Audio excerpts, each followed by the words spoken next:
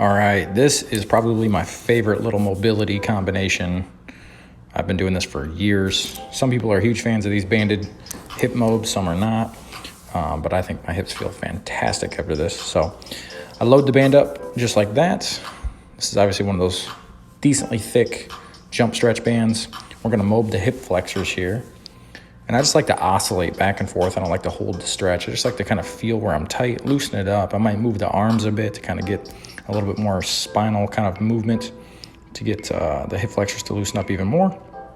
But I like to just keep the band around the same leg. You do the hip flexor, and you kind of do this external rotation mobilization. The band's kind of pulling you at a 45-degree angle or so. Just trying to mobilize the hip outwards, stretching all the groin musculature, just a lot of things loosening up here. The band kind of applies a little distraction force to the actual head of the femur. Therefore, you're getting some of the joint capsule and all of that tightness that just kind of winds up in the hip joint area. Now we're getting up into the hamstrings.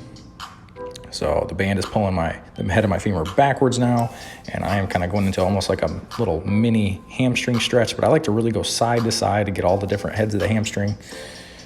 And then I'll kind of mobilize the hamstring back. Notice my knee bends a little bit, then straightens a little bit, and then I kind of rotate a little bit. You'll feel this stretch. You'll feel where you're tight. You'll feel kind of the corners that you need to get to. Then we'll switch legs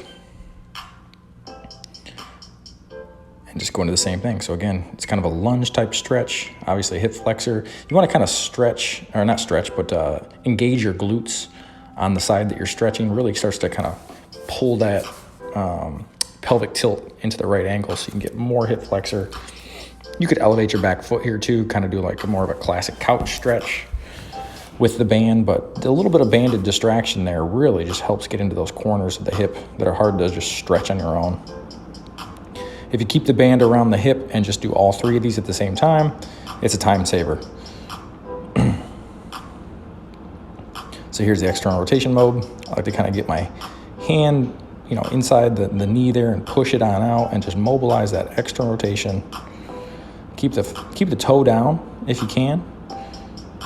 Try to push that knee out. When you push the toe down, you're going to get a little bit of glute activation.